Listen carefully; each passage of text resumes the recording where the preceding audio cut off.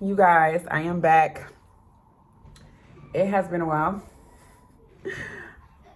I'm embarrassed. Oh my God, it's been a long time. It's actually like I posted a video with one of my fellow realtors who are also part of EXP, Nicole Garcia, 5 months ago. So I posted that video 5 months ago, but I really haven't been on this channel for like a year, honestly.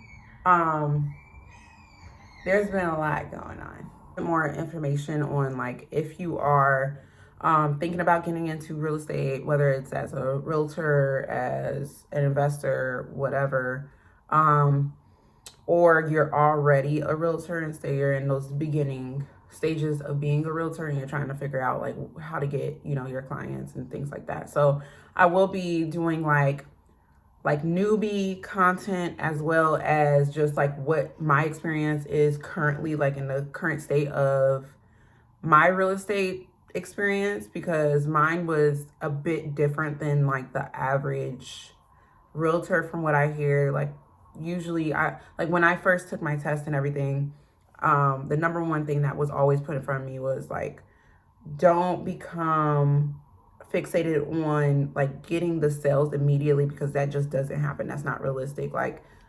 you may not close anything your first year in real estate. You might have 1 to 2 transactions, or there's definitely a possibility that you can have like a successful, first year, but it's not there's not as much of a chance that you're going to do that right immediately. So I went in with the mindset, like I was like, if I can even close one deal my first year, then that's success to me from what I'm hearing.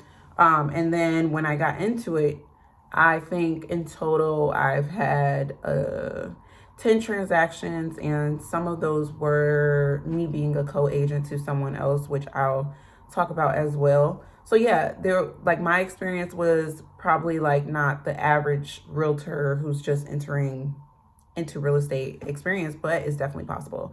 And I will say, I think it all ties into who you know, connecting with the right people, and getting in the right spaces, which I will touch on while I go through this list. So without ado, let's get into the rest of this video, which are the 12 things that I learned in my first year being a realtor. Okay, so the 12 things that I learned in my first year becoming a realtor, what I learned in my first year, however you want to say it. So I have my little sheet of my notes so then I could keep track. First thing that I did learn was consistent social media patterns do matter. This was something that I absolutely did not do and still am working on. Like it was a bit difficult. Like if you're becoming a realtor or you are a realtor and you are full-time with kids, it's definitely very hard to stay consistent with social media. Full stop. I had the mindset of like, I wanted to look a certain way. I wanted my content to come off a certain way. And when I was recording stuff and I was like, oh, this doesn't look right. Oh, this is not the quality that I want. It really discouraged me from continuing. Like I was getting so stressed out from the whole process of trying to be perfect on camera that it literally deterred me from continuing to do it. I think especially with like what's going on in the world now, like I think a lot of people appreciate more raw, uncut, and real footage, honestly, instead of the like we got into the beige of it all, if you understand what I'm saying, like the gray walls and the beiges and stuff, like where it was like everyone was doing the same style of content. They were mainly focused on aesthetics and things like that. And I think that people are over it with like, just the reality of majority of America right now, like what people are going through. They're not worried about aesthetic, especially when their surroundings doesn't look like that. Fixated on those things. And then that would have helped me stay consistent, because I would have enjoyed what I was doing instead of being so fixated on like, oh, is this gonna actually do numbers? Is this like, does this look right? And stuff like that. Looking at that account, because when I posted my last video 5 months ago, I didn't look at comments. I didn't really, I wasn't thinking that I was getting the engagement that I was. I was getting engagement, and I really only had like 3 real videos, with actual content. I had 3 real videos for real, or maybe 4, because I did the dress Dress That Drink segment. So like maybe 3 to 4 videos that were real content, and I was getting like subscribers, I was getting comments and actual like real engagements, not bots, real engagement. I didn't have a bunch of bots under my stuff where it's like that fake engagement. It was raw, real people saying, hey, you helped me decide to become a realtor. Hey, how do I do this? And asking me questions and things like that. So it was like, oh, when I looked yesterday, I was like, oh, wait, what am I doing? I'm literally like fumbling right now. Like, why didn't I lean into this? Like, why did I talk myself out of doing it? So yeah, I would say stay consistent on social media, because also clients will find you on social media. Like, if you can't afford ads until you get that first check, just post consistently. Like, be the most consistent realtor. You can do TikTok, but if I'm looking for a crowd that's going to actually buy houses and actually has like the financial backing to purchase a home or sell a home, I'm going to be on Facebook. No shade. I'm going to be on Facebook the whole time. My opinion, just my opinion on that.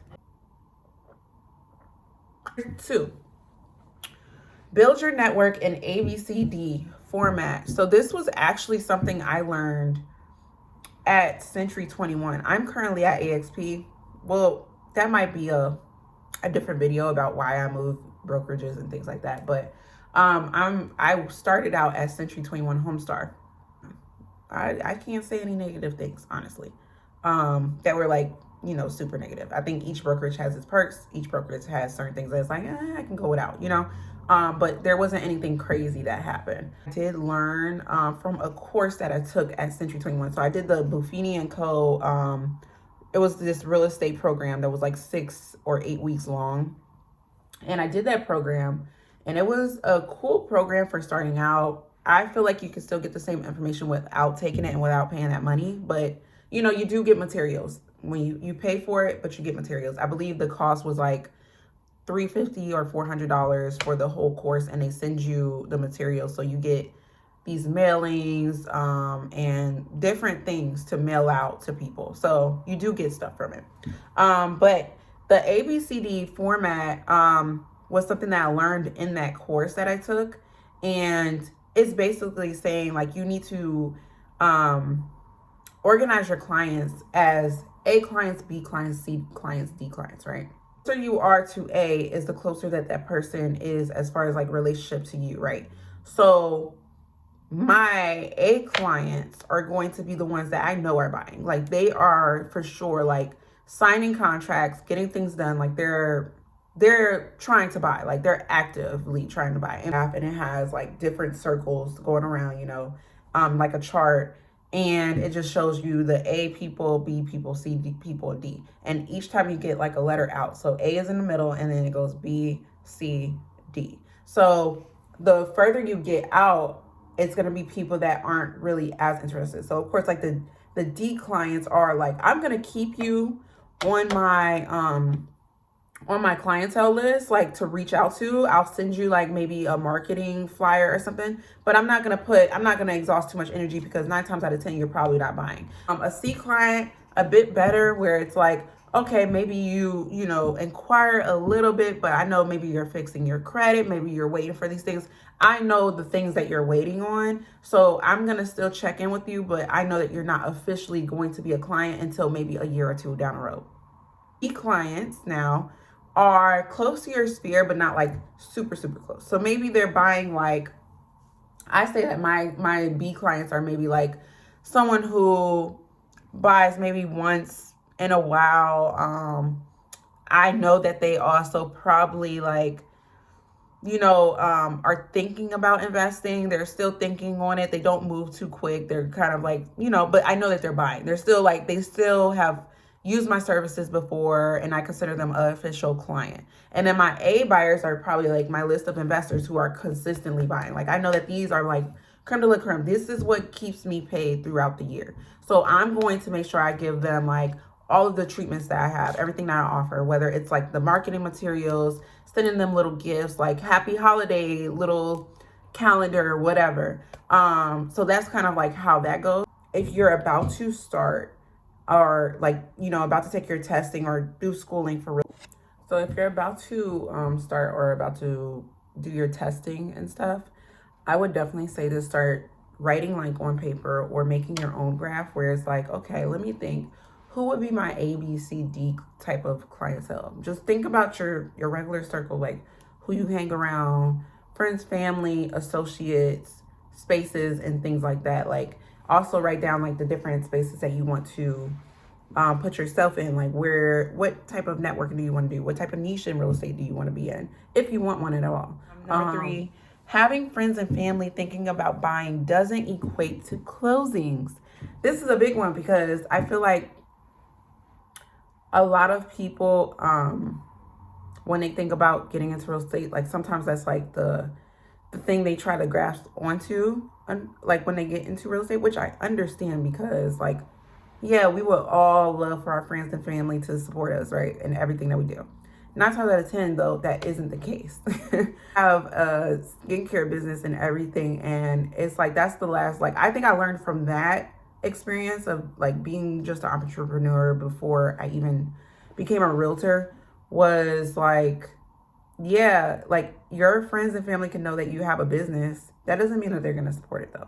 And when you get your license and you inquire, like, oh, are you ready to buy that house? It's like crickets, or they already hired a different realtor girl. So be prepared for that. Don't have the expectation that anyone's going to work with you because at the end of the day, they don't have to. Number 4 is make it fun. How can I make it fun? Depending on the personality type, if you are a creative person.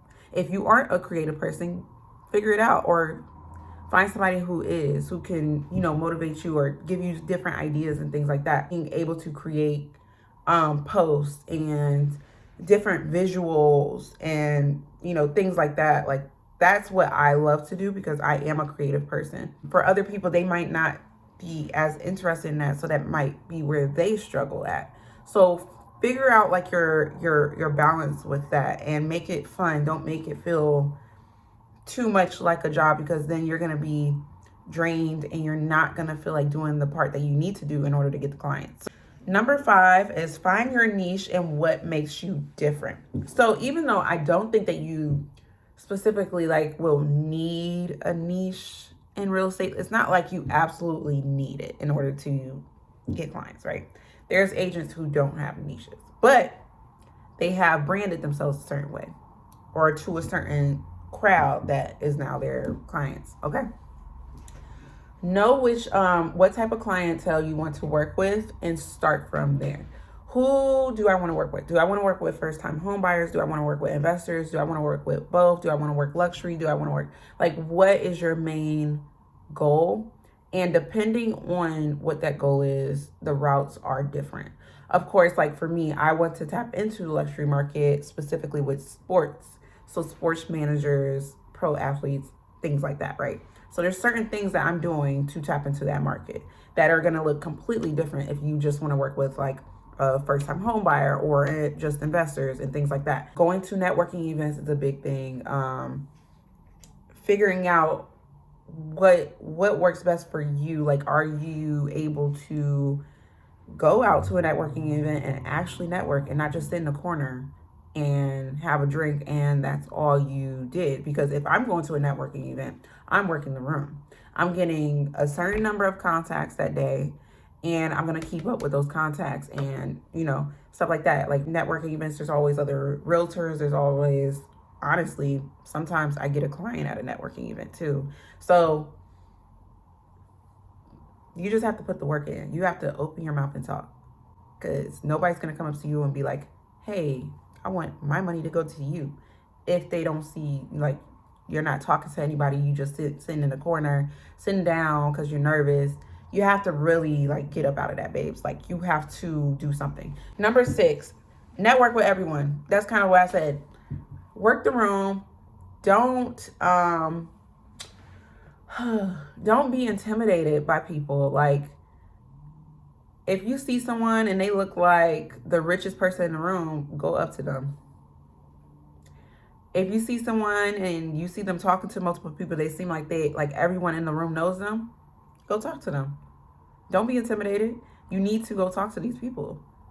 Okay? Imposter syndrome, where you feel like, oh, I don't know, I'm such a new agent. Like, I don't know if I should talk to them. Da da da. Girl, go talk to them. Or boy, go talk to them. Like, that's what you need to do. Is put money aside for taxes and fees. Oh my gosh. This is so important. That first sale, I think it's very easy to be like, I got money right to the top, you know? Like, it's very easy to be feeling yourself a little bit like, oh my gosh, I really did it, right? Make sure that you put some money aside. My husband always told me to put 20% aside for taxes, and then also make sure that you're putting money aside for your fees. Calculate that in the beginning, because if I would have calculated that in the beginning, like yearly, how much I pay in fees for MLS dues, for a car due. So a car is the Akron Realtors Association. You have to join an association after you become a realtor. So they have fees. The MLS has fees if you want access to the MLS. You also have to pay, like, your brokerage might have a fee. Some brokerages don't. Like Century 21 didn't have fees, but then when I switched to EXP, I have fees per month now with EXP. I'm missing something. The other is, there's another board fee, realtors board fee. So you have to calculate all the fees, just the fees. Okay, so fees alone, how much do I need to have per year? When you get paid that first check, just grab that money that's supposed to be for the year, put it to the side. Don't touch it. 8 is develop a tracking system for who you are reaching out to. So if you're doing mailings or postcards, those trifold things, door hangers, any of that stuff, have a list written out for the names and the dates that you sent them. So then you can track it and you can see how, like, the next time that you need to send something out. Of course, if you have a website, it's a bit easier to track because you can have automated, emails or whatever. You can still do that through your like regular email. I believe you can create a automated email system. So that's something to consider, but make sure you're tracking it so then you can know, like, how many times did I reach out to this one person? Did I get a response? Like, is this working or not? Like, you can have actual data to support that. I wouldn't personally pay for a CRM. I would use whatever your brokerage or whatever is free. Or just create your own CRM type system, like whatever works for you. Because some CRMs, like, they'll be like, oh, this is the best system, da da da. If it's the best system and you're paying for it, but you don't really use it because you don't like how it works, it's just an expense. That's all it is. So yeah, that's what I would say. Number 9 is create a system for how you work with investors and family home buyers. So, like, for me, okay, I have, like, for my investor clients, I have a system that I use for, like, their portfolios. I have a color code and things like that. This was something that I learned from the other agent that brought me into EXP. And then I started just doing my own thing with it. Like, I kind of added on top of what she already did. So I have a color code system. And then what I personally added was I would do MLS pulls and add a tab. So I'm doing this on Google Sheets, and I would add a tab and I would label it like MLS pool. If they're an investor looking for like a duplex or they have like a specific buy box or whatever, I would put like, okay, this tab is for all of the duplexes dated December 1st. MLS pull from December 1st. That's like my label is going to be that. So then the client can also go in and see everything that you're seeing without, on their own time. So like we can text or have a call about something, but you have somewhere else to go to look at it again. Makes you come off as like this very organized agent. A lot of agents don't really do stuff like that. So if you can kind of add to your client's experience, it helps you out because then they're going to be more inclined to refer you to someone that they know or to, use you as a realtor again. So keep Number 10, market yourself to the clientele you want to maintain and stay consistent. So like I said, I think I touched a little bit on this earlier. If you are trying to be a luxury agent, try to make your brand look luxury, even if you aren't luxury yet. I think that is the key. Like, have the look. A lot of people say fake it till you make it. That is so real.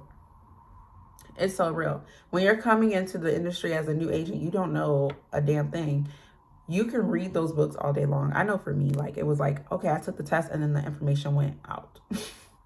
Fresh agents, we're more caught up on like the specifics of, oh, paperwork, what is ethical. Like, we're caught up on that. But then it's like after you spend all that time cramming and studying and stuff, and then you take the test, it's like kind of like a brain fog moment where it's like, that was a lot of information that I ingested for months straight. Like, I need a break, right?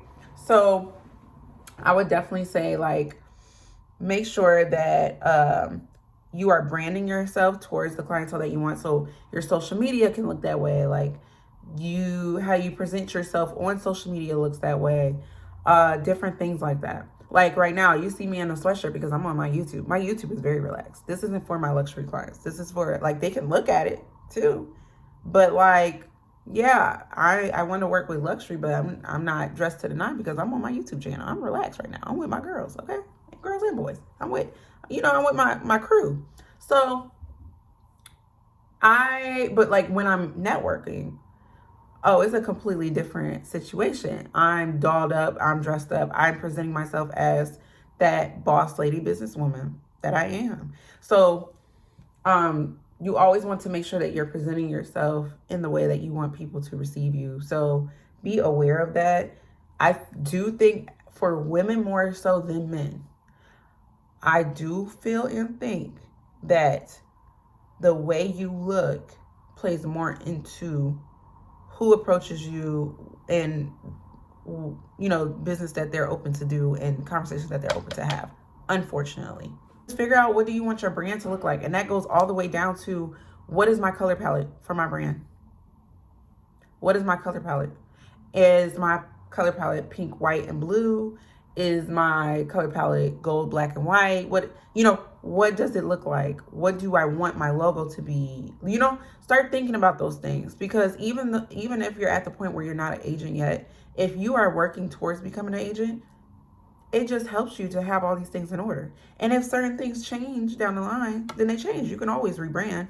But I would say, like, kind of just start brainstorming and getting ideas and stuff, because I do feel like if I had more of an idea of what I wanted my brand to look like, I would have gotten to the point of marketing that I am now, where I know what the name is. Like, I call my brand Lux Boulevard. So I know, what I'm trying to, transcribe to the future clientele and stuff like that. Like, I know what I want it to feel like. I know what I want people to think when they see it. And that goes down to logo, color palette, everything. Always have something that you're offering them too. What makes you different? What makes you different from Sally from down the street? What makes you different from Jake? You have to find something that makes you different. Why should they choose? Number 11, have discernment with everyone you do business with, including other realtors. Luckily, in my experience, I haven't met too many awful people while being in the real estate realm. I haven't met too many. I have met some, and guess what I do? When I catch that energy that they have, whether it's they're uppity, stuck up, they think that money is everything, and they present themselves as such, where it's like, oh, how many sales do you do? Da, da, da, da. Yeah, that's tired. I'm not doing that. I'm not even going to engage in a conversation with you. I love dealing with genuine realtors. So, and clients too. Know your worth and know how much stress you're willing to put up with for the amount that you're getting paid. Because for a lot of us, it's not worth it. The stress isn't worth it. If you have a client or a potential client who literally grinds your gears, and this is prior to you even doing anything with them, it's going to be like even worse once you get them, rolling or start doing business with them. So just know what you are willing to put up with, because you should also have boundaries as a professional. Like, I don't have to put up with this. I don't need to put up with your attitude. If I can't, you hired me, So like if I can't simply just have a conversation with you, give you my opinion without it being like a bunch of nonsense, I'm just not going to work with you. So yeah, have discernment with who you meet, who you want to do business with, and that trickles down to every single person that you might have to deal with in this industry. If the energy or the vibe seem a bit weird, trust your instincts and move the ways that you feel like you should move. That's my advice for number 12. Look the part and be genuine. There's enough money for all of us. So this ties into the last one a bit. If you're going into rooms and your only goal is, oh, they look like they have a lot of money, let me try to see if I can bite off of that, you're not going to be successful. Like, you might get some success. Like, it's not that you're not ever going to make a sale, but if that's your only intention, a lot of people can read right through it. I know I can. And the number one compliment that I always get is that I come off as genuine, and means that they love having conversations with me because I am very, you can tell that it's not like me trying to fake something. And I think that matters way more to me than me trying to act a certain way that I'm not, just on the strength of money. That's how you get changed from money. Like, that's how you change yourself because of money, because you're trying to be someone that you're not, and you're trying to feed into this weird stuff that's going on. Clicky, like, I just don't do that stuff. We are able to make money together. It doesn't matter if we're from different brokerages or the same brokerage. It doesn't matter. If we are able to make some money together, let's make some money together. Why does everyone have to be weird? Why are you being weird to me? You know? So I think that's a big thing for me too. Like, I don't want to ever come off as a person who's only trying to leech off of somebody because they look this way. Also, looks aren't always what you think they are. Looks can be deceiving. So some people can be in a room and they seem like they're that man, that guy, that girl, whatever. And then you find out they struggling like the rest of us, you know? So that's one thing that I would say, like, don't feed into that BS. Like, it's not that deep. Be genuine. Go in there, networking. That's what it is. So you're meeting people, networking. If a deal comes out of it, great. If it doesn't immediately, there still could be a deal on the table down the line. Keep in contact with people. That's all you have to do. Also, when it comes to other realtors, it's like they might have a listing that your buyer wants, or vice versa. So always have contacts who are realtors. I've ran into a couple people where it seemed like they were like kind of their energy was always weird when they got around other realtors, as if they were just like competing, like it was this big competition. It's like, if you only focus on competing with other people to be successful, you're not going to be successful, because you should only be worried about yourself. What their goals are might be completely different from what your goals are. And even if they are the same, you two have two completely different paths. So you can't look at their path and be like, oh, I want their life. You don't know exactly what's going on with them.